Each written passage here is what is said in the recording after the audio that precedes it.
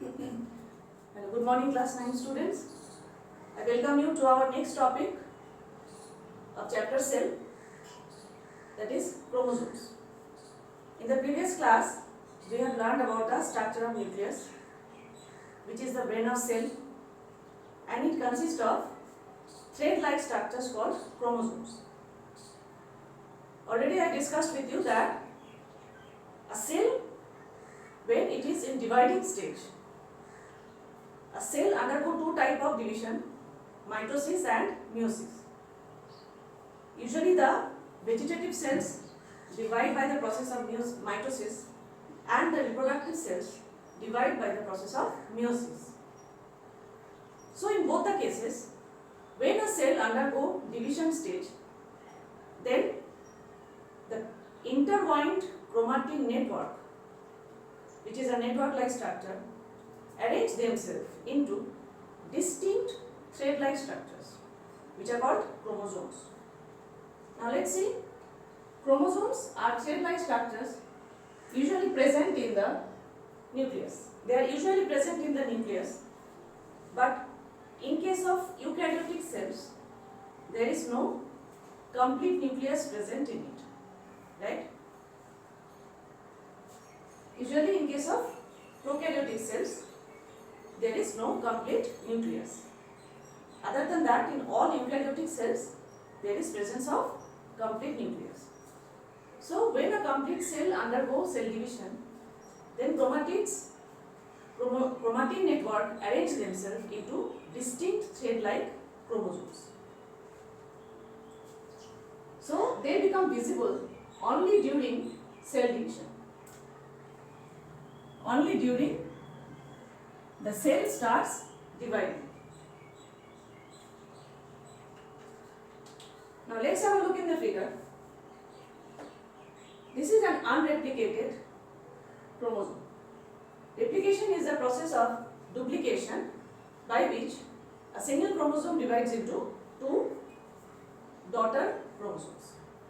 A single parent chromosome divides and forms two daughter chromosomes. So each single chromosome is made up of basically two components. One is a nucleic acid. Nucleic acid, which is the basic genetic material. DNA or deoxyribonucleic acid is the basic material. Along with that, there are present histone proteins and acidic proteins. Okay? So, nucleic acid and protein are the two basic components in a chromosome. In the structure of chromosome, we can see there are two arms in each chromosome,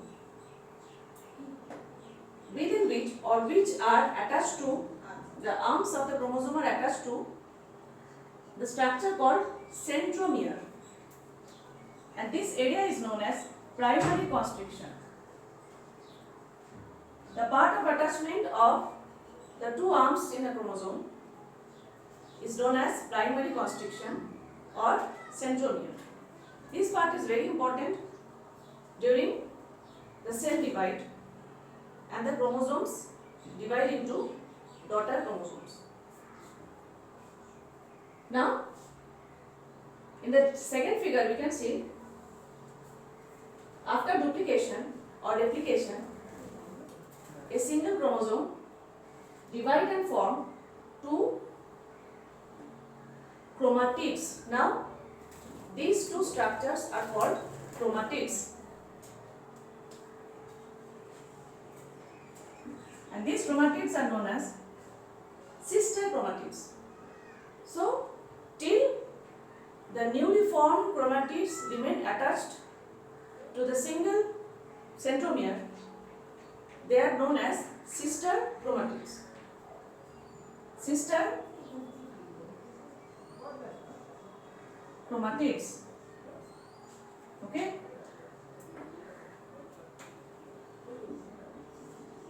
So in a replicated chromosome, two sister chromatids remain attached to a single centromere. But at the end of division, then finally the sister chromatids get separated from each other and form two independent daughter chromosomes. Two independent daughter chromosomes with two distinct centromeres. So these two are the daughter chromosomes formed from this chromosome finally, right? So in this way, each chromosome divides into two daughter chromosomes, and the component in each chromosome is the DNA strand and proteins. DNA consisting of genetic material, that is gene, right? So what is gene? Segments of DNA. Distinct parts in DNA are known as genes, and genes are hereditary material. Okay, right? Now, so we'll see. So everyone, please open your C.W. copy and write down whatever written on the board.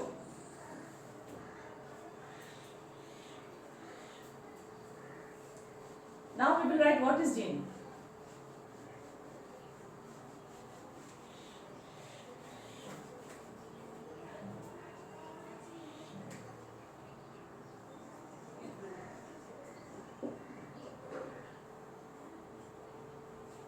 A gene is a distinct part. A gene is a distinct part or segment of DNA. Therefore, genes are linearly arranged on the DNA. There are many genes present on each DNA. Now, students, please pay attention on the fact that all the characteristics of a living organism, whether it is structural and in case of animal, whether these are behavioral, all the characteristics are controlled by distinct genes, maybe by one or more than one, or combination of more than one. Therefore, these genes are linearly arranged on the DNA, that is nucleic acid, present in chromosome. Genes are linearly arranged on the DNA.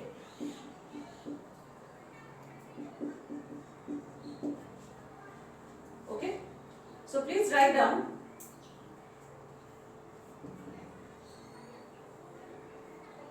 distinct segments of DNA function as gene.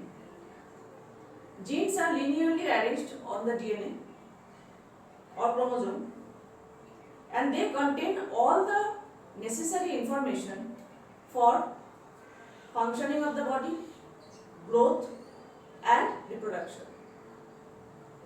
I repeat, genes contain all the necessary information for growth and development of the body, functioning of the body, and mainly for reproduction of the living organism.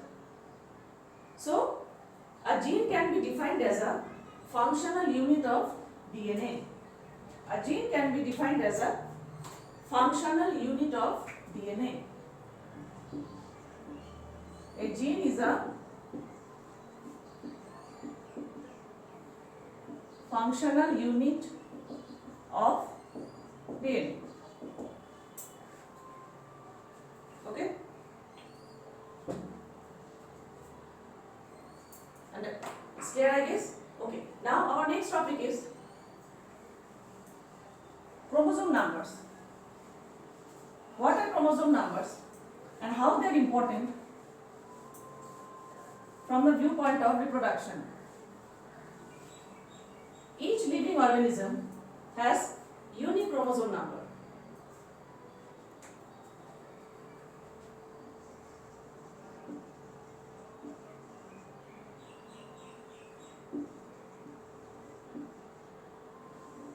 There are two types of chromosome number. Please write down. First is diploid number. Diploid number.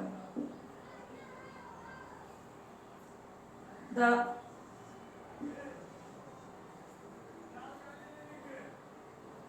complete set of DNA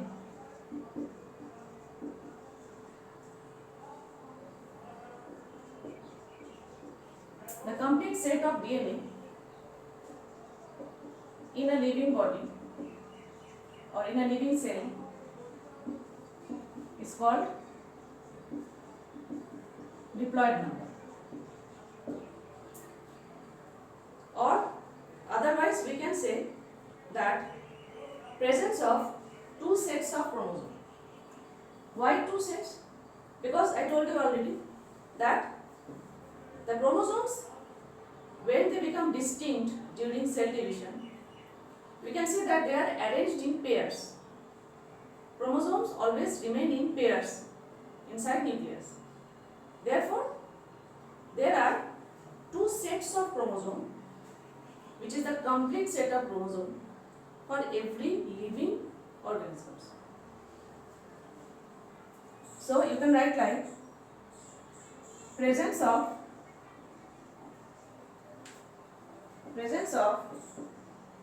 two sets of chromosome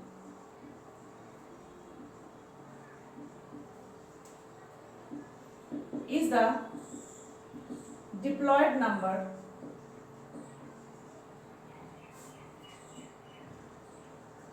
of any living organism.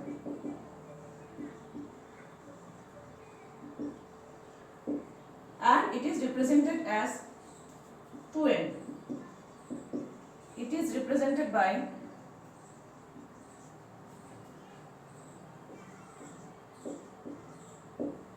2n.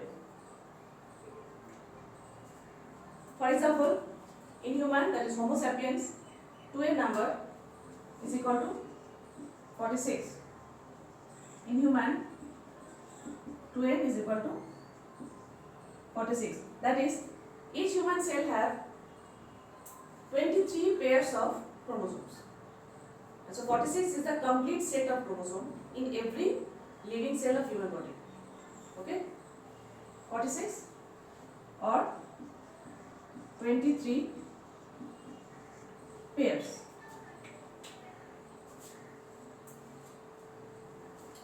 Therefore, half of this set is known as haploid number. Half of this set is called haploid number. Next, we will write haploid number.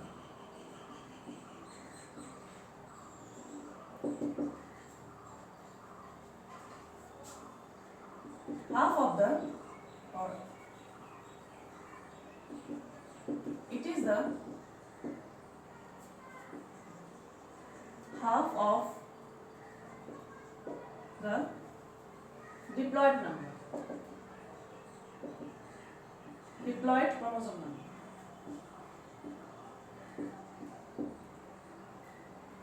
Or in other words, presence of single set of chromosome, presence of one set of chromosome in a cell, presence of one set of chromosome in a cell is called the haploid number of that living organism. In a cell is the haploid number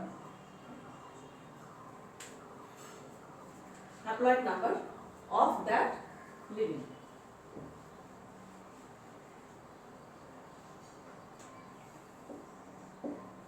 Okay, so in case of human it will be, and haploid number is represented by n, like diploid number is represented by 2n, haploid number is half of 2n. Okay, haploid number is half of 2n, therefore it is n. In human, n is equal to 23, right? So we were talking about the two types of cell division, mitosis and meiosis. In case of mitosis cell division, a vegetative cell divides into two and the chromosome number remains same. That is, 46 number of chromosome is divided into two cells, but still the two daughter cells contain 46 each in them. This is the characteristic feature of mitosis cell division. Whereas in case of meiosis, which occurs in the reproductive organs during formation of reproductive cells, each reproductive cell contains half of the diploid number, that is haploid number, that is n. It is because during reproduction, during fertilization process, again these reproductive cells will fuse together and n plus n will become 2n, right? In this way, the number of chromosome remains constant in vegetative cell. Okay, am I clear? So, haploid number is also very important. Now let's see some diploid numbers and haploid numbers in some of the living organisms of our surrounding.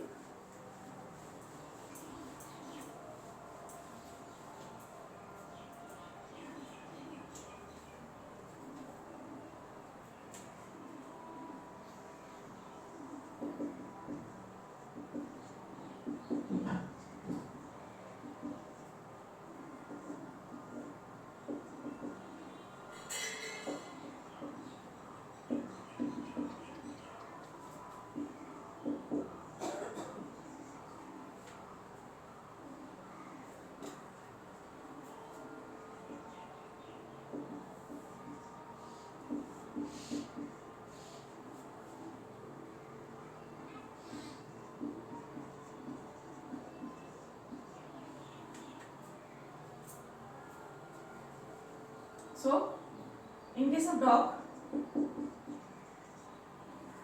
there are 39 pairs of chromosomes. In case of mage, there are 10 pairs. In case of human,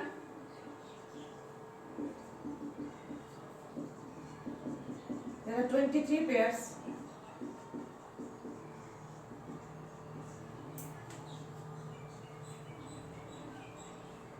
Okay, and one more example we will write, that is in Drosophila, which is commonly called fruit fly, there are only 4 pairs. There are only 4 pairs of chromosome in Drosophila.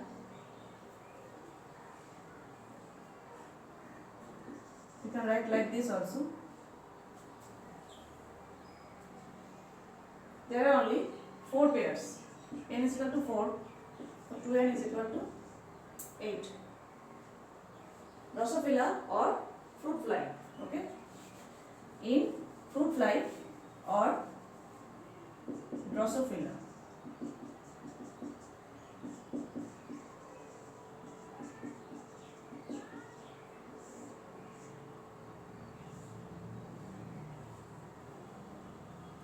Drosophila is the scientific name of fruit fly. Okay. So, I think haploid and diploid number is clear to you. So, we are done with nucleus and chromosome, right?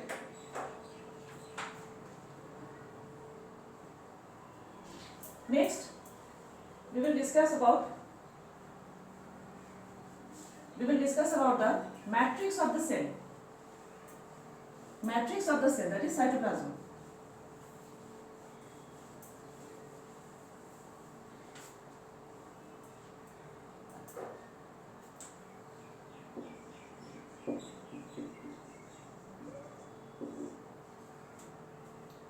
So the protoplasmic mass in a cell is consisting of cytoplasm and nucleus. Nucleus we have read already. Now we will write about cytoplasm. So we can define cytoplasm in the following way. It is the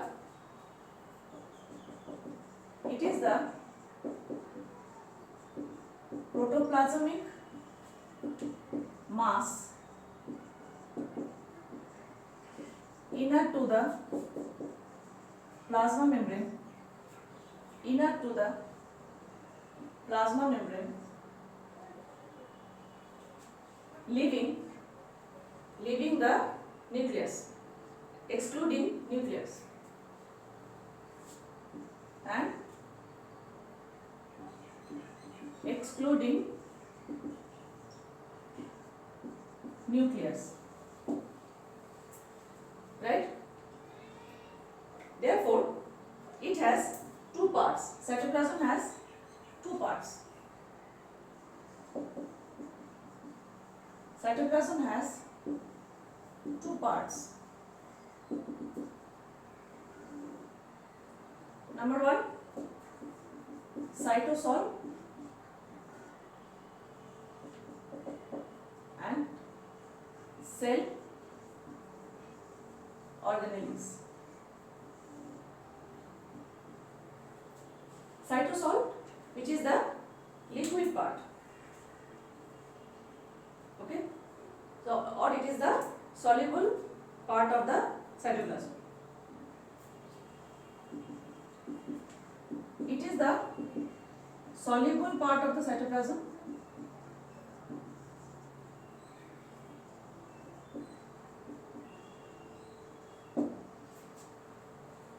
and it helps in characteristic movement of the material in the cell.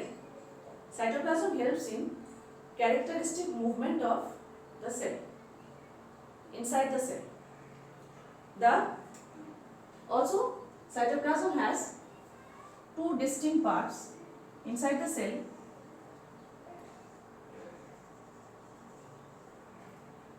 Cytoplasm has two distinct parts.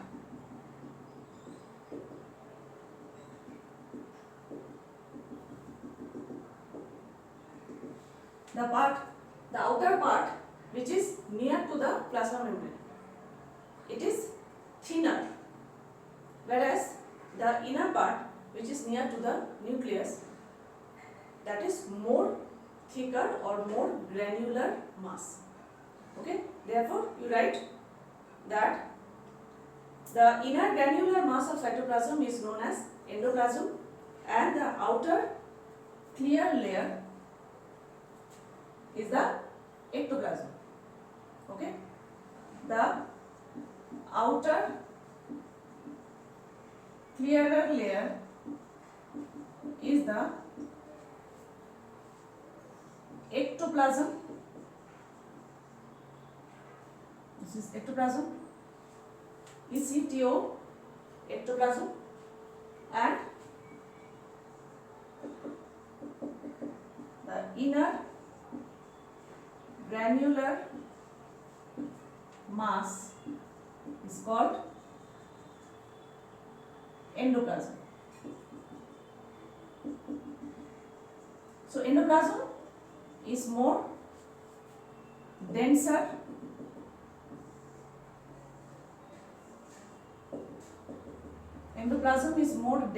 and near to the central part of the cell.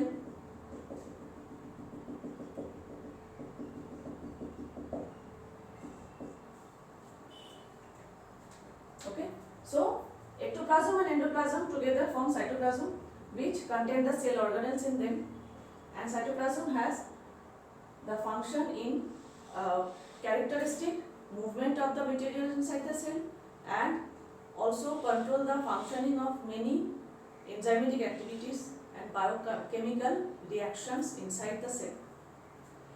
Okay, and finally our topic would be cell organelles. So you already know from the previous classes what are the cell organelles. We are from the previous class you know already, that is there are mitochondria, cell organelles. We will read about mitochondria, Golgi bodies. Okay. What next? Say ER, ribosome. So in the next class we'll learn about the cell organelles. Till then, please read thoroughly the topics. Try to answer questions. Yes, one important thing is that you please start writing NCERT question answers in a separate copy. Exercise question, index question, as I told you. And whatever assignments or some sample questions have been sent in the from school side, I think. Those, after reading the lesson, you please practice those questions. All question answers are not necessary to be written in the copy, but please practice, try to learn them, whatever answers provided to you. And okay, so for today, till here, thank you very much. Meet you in the next class.